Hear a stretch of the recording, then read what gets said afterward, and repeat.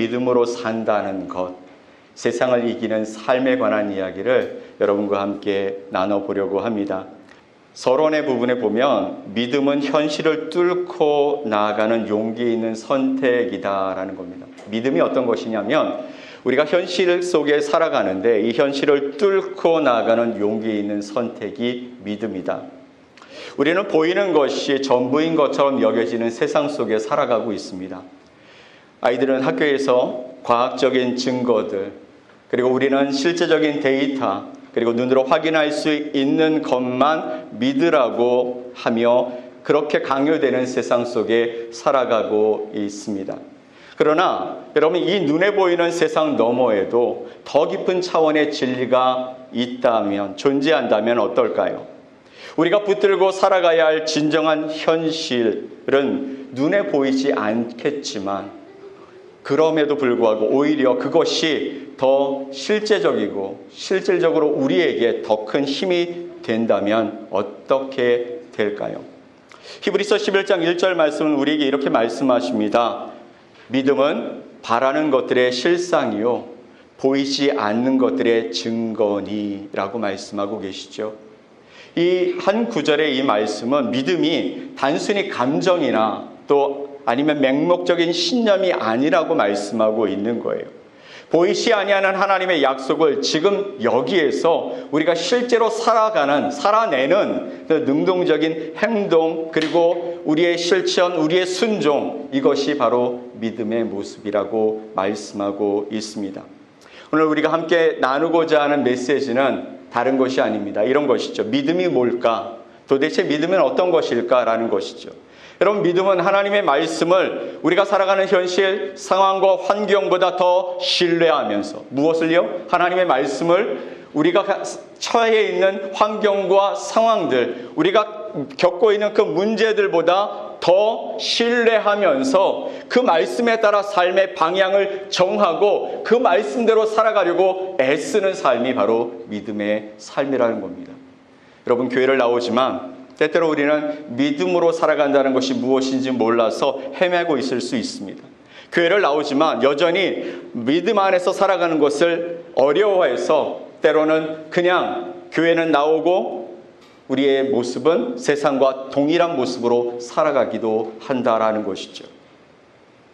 오늘 우리는 그래서 믿음에 관한 이야기, 우리의 시선이 앞에서 이야기한 것처럼 고정된 사고, 그러니까 과학적인 증거들, 실제적인 데이터들을 바라보면서 거기에 갇혀 있지 않고 그것을 벗어나 하나님의 시선으로 세상을 재해석하는 삶, 그리고 그 믿음의 발걸음을 통해서 세상의 물결을 거슬러 올라가는 삶을 살아가는 저와 여러분이 되기를 간절히 소망합니다. 오늘 말씀을 통해서 우리는 다음 질문 앞에 서게 될 것입니다.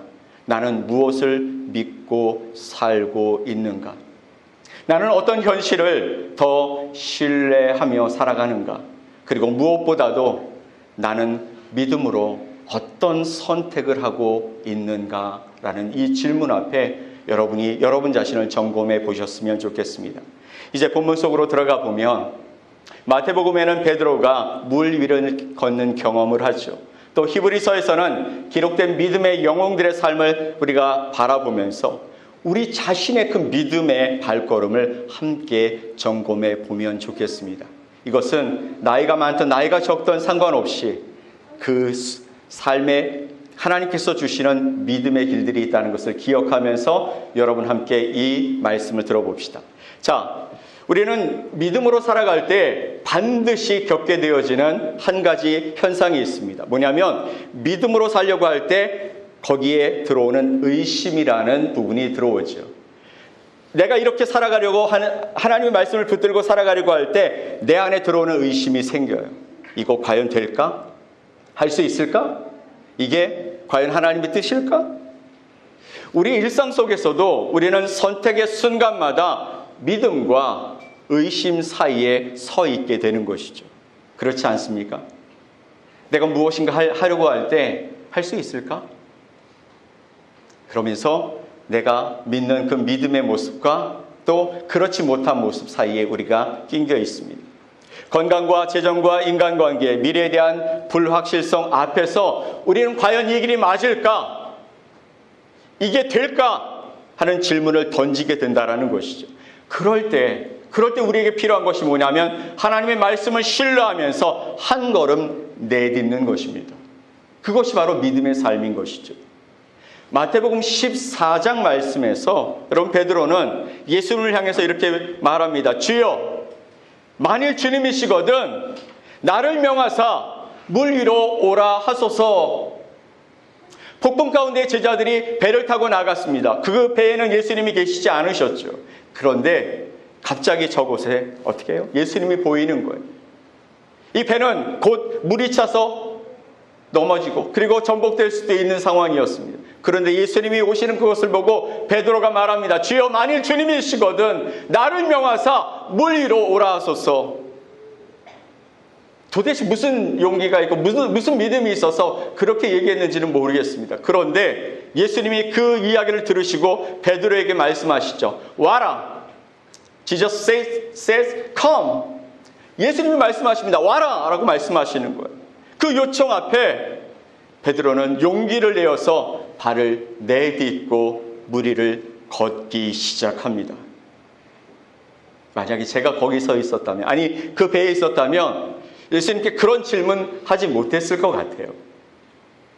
그렇게 요청하지 못했을 것 같아요. 여기 그렇게 하실 분들이 있으시죠? 이 성향들은 그렇게 하십니다. 제 아내는 그렇게 할 것 같고요. 저는 무슨 소리야? 왜 그런 얘기를 해? 라고 할 그런 타입이죠. 근데 베드로는 아마 그랬던 것 같아요. 베드로는 예수님이시라면 나를 물 위로 걷게 하실 거야 라고 하는 어떤 믿음이 생겼던 것 같아요.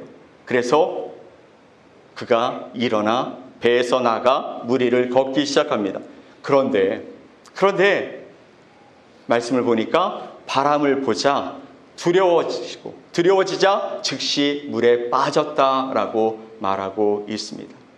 그러면서 예수님이 그를 붙드시며 말씀하시죠. 뭐라고요? 믿음이 작은 자야 왜 의심하였느냐? Oh, you of little faith. Why did you doubt? 라고 예수님이 말씀하고 계시는 거예요. 믿음이 작은 자야 왜 의심했느냐? 여러분, 이 장면을 생각해 보면 단지 물 위를 걷는 기적을 보여주는 것을 이야기하는 것이 아닙니다. 여러분, 신앙의 여정에서 우리가 얼마나 쉽게 환경과 상황에 휘둘리고 눈앞에 있는 그 문제들 때문에 마음을 빼앗기는지에 대한 이야기를 말씀하고 있는 거예요. 물 위를 걷는 건 예수님이 말씀하시면 그가 빠지지 않고 걸어갈 수 있겠죠. 그런데 그는 예수님만 바라보지 못했어요. 예수님을 처음에는 바라보고 발을 내딛고 물 위를 걸었지만 그는 결국 바람 때문에, 파도 때문에, 그 상황과 환경 때문에 두려워서 그리고 물에 빠졌다라고 말씀하고 있는 것이죠. 우리도 얼마나 우리의 상황과 환경 때문에 주님이 주시는 말씀을 듣지 못하고 주님이 우리에게 시선을 고정하고 계심에도 불구하고 그분과 눈을 맞추며 그분만 바라보며 달려가는 모습이 아니라 세상 속에 두려워하고 또 걱정하고 좌절하며 쓰러지고 있는지 모릅니다. 믿음은 단 한 번의 결단으로 끝나는 것이 아닙니다. 매일의 삶 속에서 계속 선택하며 살아가야 하는 것이죠. 그 갈등 속에서 베드로처럼 물에 빠져버릴 수도 있습니다. 그럴지라도 우리 주님은 그의 손을 우리에게 내미시며 우리의 손을 붙잡아 우리를 건져주시는 분이심을 믿으시기 바랍니다.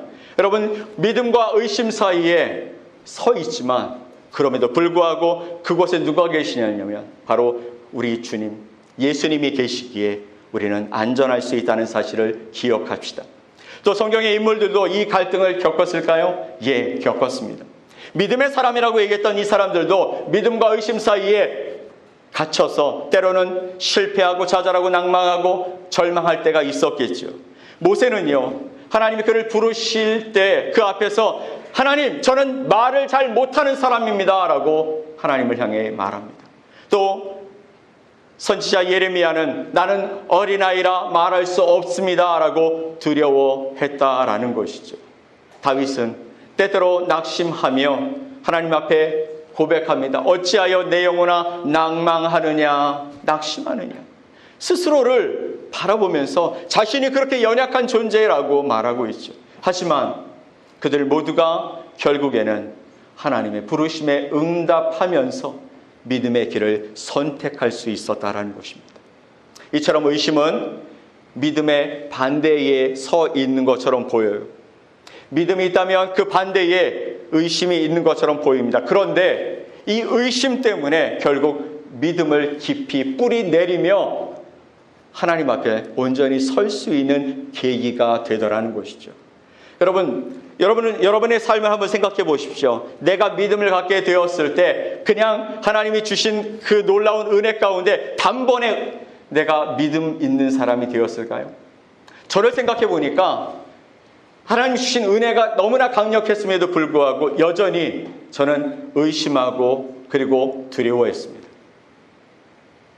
그런데 하나님 계속해서 말씀하시는 거죠. 계속해서 하나님의 말씀을 주시는 것이죠. 하나님 계속해서 부르시는 것이죠.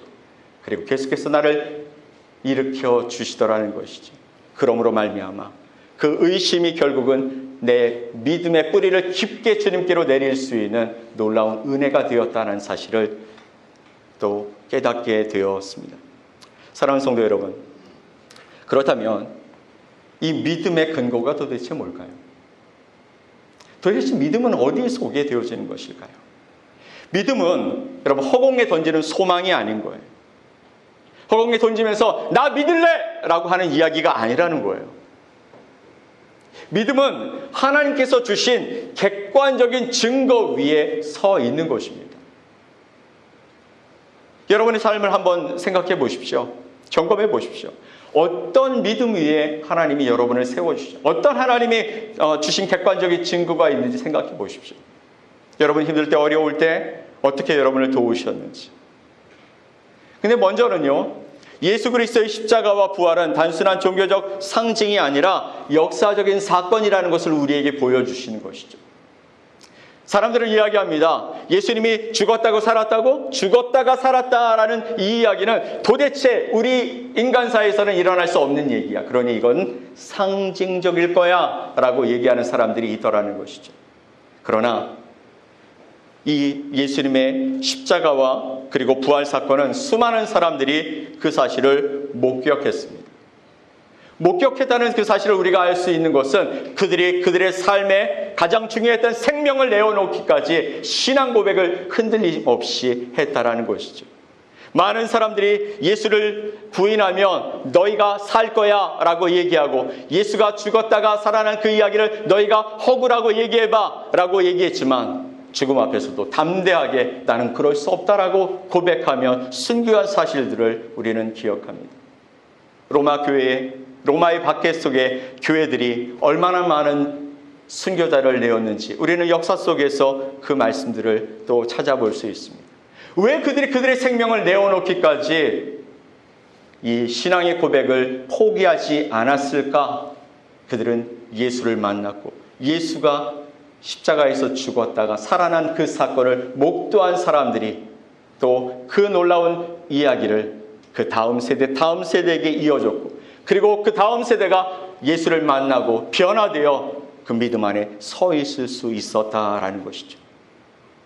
또한 믿음은요, 각 개인의 삶 속에서도 구체적인 경험으로 자리를 잡는 겁니다. 어떤 사람에게는 고난 중에 위로를 주시는 하나님을 만나게 되어주죠. 여러분 고난 가운데 있을 때 하나님이 여러분의 삶을 위로하시고 여러분을 도와주셨던 사건을 기억하십니까? 또 어떤 이는 기도 가운데 길이 열리는 응답을 경험합니다. 하나님의 놀라운 사랑과 은혜가 우리의 삶에서 나타나는 것을 기도를 통해 확인하고 그 확인되어지는 그 놀라운 역사를 우리가 믿음으로 받아들였기 때문에 믿음은 개인의 삶 속에서 구체적인 경험으로 드러나게 된다는 것이죠. 여러분 늘 말씀드리지만 이 교회는 하나님의 기적이었습니다. 이 교회는 하나님의 기적이었다라고 얘기할 수밖에 없었던 것은 우리가 무엇을 갖고 시작한 것이 없었기 때문이죠. 우리는 기도했습니다. 성도들이 많지 않았고 그럼에도 불구하고 기도했습니다. 하나님, 저희에게 하나님의 교회를 허락해 주십시오. 하나님의 방법으로 이 일을 이루실 때에 우리의 손에는 아무것도 없었지만 하나님이 계획하고 계셨고 그 기도에 응답하심으로 말미암아 이 교회가 세워진 줄 믿습니다. 어떤 이는 얽힌 인간관계 속에서 하나님의 은혜로 용서와 화해를 이룬 기적을 맛봅니다. 도저히 용서할 수 없는 그 사람을 향해 하나님이 주셨던 그 사랑이 그를 변화시켜 그를 용서하고 화해하는 놀라운 일들이 일어나게 되어진다는 것이죠. 무엇보다도 성경의 진리는 우리 인간의 본성과 그리고 우리의 존재와 그리고 우리가 가지고 있는 도덕과 고통, 구원에 대한 가장 깊이 있고 일관성 있는 해석을 해나가는 것이죠. 이는 우리가 지성과 이성으로도 믿음을 붙들 수 있다는 것을 우리에게 강력히 증거하고 있는 것입니다. 그리고 무엇보다도 믿음의 삶은 하나님의 부르심에서 시작됩니다. 이 말씀을 한번 기억해 보십시오. 내가 믿음으로 주님 앞에 나와 믿음 생활, 신앙 생활을 할 수 있었던 것은 누구? 내가 아닌 하나님의 부르심에서 시작되었다라는 것입니다. 그 부르심에 응답할 때에 하나님이 우리의 삶의 지경에 베푸신 놀라운 기적을 보게 되어지고 그러므로 말미암아 믿음의 싹을 틔우게 되고 이를 확신할 수 있도록 성령께서 내 안에 역사하심으로 말미암아 이제 나는 믿음의 삶을 살게 된다라는 것입니다. 여러분, 어떤 분이 그런 얘기를 하시더라고요. 예수님이 왜 12명의 제자를 선택하셨을까? 더 많은 사람들을 제자로 키우실 수도 있었을 텐데 왜 12명이었을까? 그리고 12명의 제자 훈련이 성공했을까? 예수님의 십자가 사건을 통해 보면 제자들이 그 십자가 앞에 나와 한 명도 예수님의 그 죽음을 애통해하거나 한 사람이 없었어요. 다 뿔뿔이 흩어져 버립니다. 숨었습니다. 예수님이 부르시기 전 상태로 다 돌아가려고 애썼습니다. 그렇다면 예수님의 12제자 그 제자 훈련은 실패한 것일까요? 성공한 것일까요? 어떤 분이 그러시더라고요. 예수님도 이 제자 훈련의 끝을 누구한테 맡기셨냐면 성령 하나님께 맡기셨대요. 그리고 제자들에게 말합니다. 야, 성령이 너에게 임할 거야. 그러니까 어떻게? 이제 예루살렘 떠나지 말고 여기서 성령을 기다려. 그래서 성령이 임하신 오순절 성령 강림 사건을 통해 그들이 완전히 변화되어서 이제는 예수 그리스도를 증거하는 사람으로 나가게 되었다라는 것이죠. 겁쟁이였던 사람이 담대하게 복음을 전합니다. 의심 많던 사람들이 이제는 의심이 아닌 믿음을 가지고 성령의 강력한 역사로 죽으면 죽으리라 라는 담대한 믿음을 가지고 사람들에게 복음을 전했고 그리고 세상을 변화시키는 놀라운 역사에 쓰임을 받게 되었다라는 것이죠. 그러니 믿음을 온전하게 세워가는 데는 우리의 결심만으로 이루어지는 것이 아니라 우리 안에 누가 계셔야? 성령 하나님이 내적 역사를 우리의 가운데서 이루셔야만 가능한 줄 믿습니다. 여러분 안에 바라기는 성령께서 충만히 함께 하심으로 말미암아 여러분을 믿음의 사람으로 변화시킬 수 있기를 간절히 축원을 드립니다. 자, 그렇다면 우리는 이 믿음을 어떻게 사용해야 할까요? 우리 안에 성령께서 내주하심으로 말미암아 내가 믿는 무엇인가가 있다면 이제는 내 삶을 통해 세상 속에 나가야 하지 않겠습니까? 믿음은 생각의 수준에 머무르지 않고 우리의 삶으로 드러나야 하는 것이죠. 히브리서 11장에 등장하는 믿음의 사람들을 여러분 생각해 보십시다. 아벨이라는 사람은 물질이 아니라 중심을 하나님께 드림으로 의로운 사람이라고 인정을 받게 되어집니다. 하나님께 아벨과 가인이 제사를 드리죠. 여러분 생각해 보십시오. 가인은 자신의 것 중에 그래도 괜찮은 것을 드렸을 것입니다. 그런데 아벨의 제사만 받으셨어요. 왜 하나님이 아벨의 제사만 받으셨을까요? 그가 믿음으로 드렸기 때문이에요. 어떤 믿음일까요? 자신이 기르던 그 가축 중에서 가장 좋은 것, 가장 가치 있는 것을 하나님께 드리면서 왜 아깝지 않았겠어요? 그러나 그는 이렇게 생각한 것입니다. 하나님이 나에게 주신 것이니 하나님이 또 주실 수 있는 것이니 이 믿음 안에서 하나님 앞에 그 믿음으로 가장 좋은 것을 드렸던 이 아벨의 그 모습 속에서 물질이 아니라 그 중심, 그 믿음을 하나님께 드림으로 의로운 사람이라는 증거를 얻었다라는 것이죠. 또 노아를 생각해 보십시다. 그 시대에 누구도 이해하지 못하는 그 방주를 짓는 일을 그는 120년 동안 묵묵히 수행합니다. 120년의 시간은 짧지 않습니다. 짧은 것 같죠? 벌써 3월 23일입니다.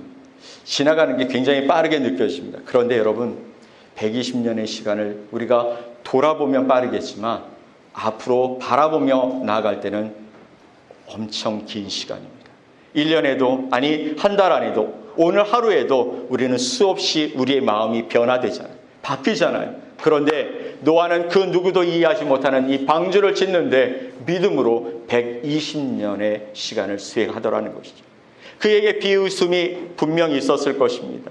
그렇지만 여러분, 방주 안에서 살아남는 것은 누구? 노아와 그의 가족들 뿐이었다라는 것이죠. 믿음으로 살았던 그의 가족들만 하나님의 구원의 역사에 동참할 수 있었습니다. 또 아브라함을 생각해 봅시다. 현실의 안정보다 하나님의 부르심을 따랐죠. 그는 그의 삶의 가장 좋은 자리, 그리고 가장 편안한 자리를 놔두고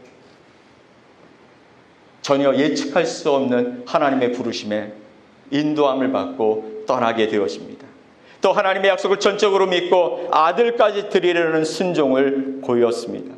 또 모세는 어떻습니까? 애굽의 왕궁이라는 그 권력, 그리고 그 권세를 다 버리고 고난받는 하나님의 백성과 함께하는 길을 선택하더라는 것이요. 왜요? 믿음 때문에. 하나님을 믿는 그 믿음 때문에 이 사람들이 이런 결정을 했다라는 것이죠. 이들의 공통점이 도대체 무엇입니까? 그들은 보이는 현실보다 하나님의 말씀을 더 신뢰하며 일어섰다라는 것입니다. 그 믿음이 그들의 선택과 행동을 이끌었고 결국 하나님의 역사를 이룬 도구가 되더라는 것이죠. 오늘 우리에게도 동일한 믿음의 삶이 요청됩니다. 직장에서 정직을 선택하는 것. 여러분, 직장은 상사와 또 동료와 부하들이 있겠죠. 근데 그곳에서 나만 정직하게 살아가는 것, 그것을 선택한다면 그는 그곳에서 어려움을 당할 수 있을 것입니다. 또 손해를 감수하고 양심을 지키는 것, 가정에서 용서를 선택하는 것, 억울하고 상처받은 마음보다 하나님의 사랑을 선택하는 것, 이것이 믿음의 삶이라는 거예요. 그리고 교회와 사회 속에서 섬김을 선택하는 것. 섬김 받고 싶어지지 누가 섬기며 힘들게 살아가고 싶어지겠습니까? 나의 유익보다 하나님의 뜻을 우선시하는 것. 내가 생각하고 있는 그 이익을 내가 챙기지 못하면 그러면 나는 아무것도 가지지 못한 그런 삶을 살아가게 될 수도 있는데, 그런데 하나님의 뜻, 하나님의 그 진리를 우선시하며 살아가겠다라는 것. 이것이 바로 믿음의 삶인 것입니다. 여러분, 그렇게 살아가고 계십니까? 여러분, 그런 마음의 중심에 소망을 가지고 살아가고 계십니까? 믿음의 길은 쉬운 길을 보장하지 않습니다. 믿음은 쉬운 길을 보장하지 않습니다. 그러나 믿음의 길은 하나님이 동행하시는 길을 보장한다라는 것이죠. 여러분, 다시 한번요. 믿음은 쉬운 길을 보장하지는 않지만 하나님이 동행하시는 길을 보장한다라는 것입니다. 그리고 그 길 끝에는 하나님의 약속, 하나님이 주시고자 하시는 놀라운 계획이 우리 가운데 복으로 임하게 될 줄 믿습니다. 자, 그러면 우리는 이 믿음의 모습을 어디에서 실천해 갈 수 있을까요? 믿음은 단지 교회 안에서만 필요한 것이 아니죠. 교회 안에서만 믿음 있는 사람처럼 살아가는 것, 그건 외식이고 그리고 가식입니다. 이곳을 떠나서 우리의 삶의 지경에서 믿음으로 살아가야 하는 것이죠. 우리의 일터에서, 우리의 가정에서, 우리의 학교에서, 그리고 우리의 사업의 현장에서, 그리고 다양한 공동체 속에서 믿음의 선택을 해 나가야 한다는 것입니다. 믿음은 불확실한 그 상황 속에서도 하나님의 말씀을 신뢰하며 자신의 삶을 그 뜻에 맞추는 결단을 의미하는 것이죠. 앞에서도 얘기했지만 직장에서 정직을 지키는 것, 학교에서 진실한 태도를 유지하는 것, 사업에서 윤리를 우선시하는 것, 가족 안에서 용서와 화해를 선택하는 것은 때로 사람들의 지탄을 받고 어리석은 자, 바보 같다라는 지탄과 또 우리가 그곳에서 함께할 수 없는 그런 상황을 맞기도 하게 됩니다. 그런데 우리는 그런 삶을 살아가야 한다는 것이죠. 왜냐하면 우리는 세상의 가치와 다르게 하나님의 부르심을 따라 사는 존재들이기 때문입니다. 세상이 우리를 부른 것이 아니라 하나님이 세상 가운데 저와 여러분을 부르신 줄 믿습니다. 그리고 그 부르심에는 우리가 하나님을 닮아 하나님을 믿는 믿음 안에서 하나님이 기뻐하시는 그 길을 쫓아가라고 우리에게 말씀하고 계시는 것이죠.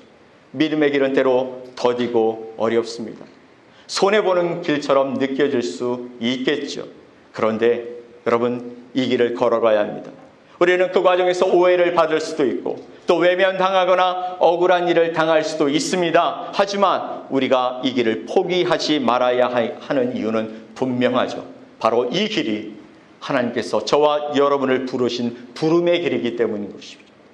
부름의 길, 우리를 부르신 하나님 때문에 우리는 이 길을 걸어가야 합니다. 믿음은 흔들리지 않는 진리 위에 서는 것입니다. 여러분, 때로는 우리가 흔들릴 수도 있고 넘어질 수도 있고 실패할 수도 있습니다. 그러나 다 괜찮습니다. 베드로가 물속에 빠져가는 그것처럼 우리가 빠져갈 수도 있지만 진리 위에, 흔들리지 않는 하나님의 그 진리의 말씀 위에 서 있다면 그분이 우리를 일으켜 주시고 그분이 우리를 구원해 주시고 우리와 함께 동행해 주실 것이기 때문입니다. 그러면 우리는 이 길을 어떻게 걸어가야 할까요? 하나님은 우리에게 뭐라고 말씀하실까요? 너 믿음 있어 라고 말씀하신 다음에 우리는 그러면 그분 앞에서 어떻게 살아가야 할까요? 믿음의 여정을 계속해서 걸어가야 한다는 것이죠. 앞에서도 얘기했습니다. 믿음은 단회적인 결심이 아니라, 한 번의 결심이 아니라 매일의 선택이라고요. 매일의 선택. 우리는 매일 우리의 삶의 자리에서 하나님의 부르심을 기억해야 합니다. 그리고 다시 한번 그 뜻을, 그 말씀을 따르기로 결정해야 한다라는 것이죠. 환경이 아무리 어렵고 또 우리의 마음이 아무리 흔들려도 하나님을 신뢰하며 믿음의 길을 내딛는 것이 우리가 걸어가야 할 길이죠.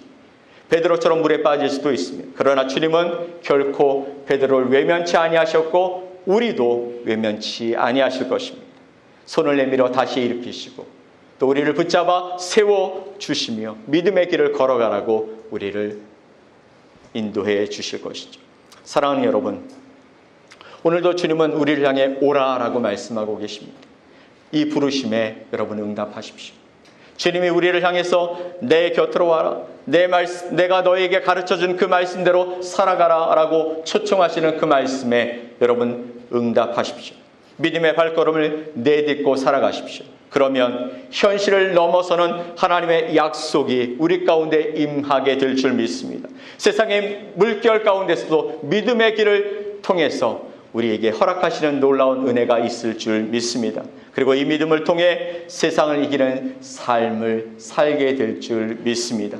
오늘 저와 여러분이 이 말씀을 들으면서 하나님, 내가 주님의 그 부르심 앞에 다시 한번 나아가게 하여 주옵소서. 그리고 이 부르심 앞에 하나님이 부르시는 그 목적을 이루며 살게 해 주십시오. 이 결단과 소망 속에 여러분의 삶을 주님께 맡기며 살아가는 저와 여러분 되시기를 예수 그리스도의 이름으로 간절히 축복합니다. 아멘. CTS 필리핀은 해외 선교지 최초의 CTS 지사로 개척되어 독립된 법인체로 성도들의 기도와 후원으로 운영되고 있습니다. 해외 선교지에서 영상 선교 사역이 지속될 수 있도록 함께 동역해 주세요.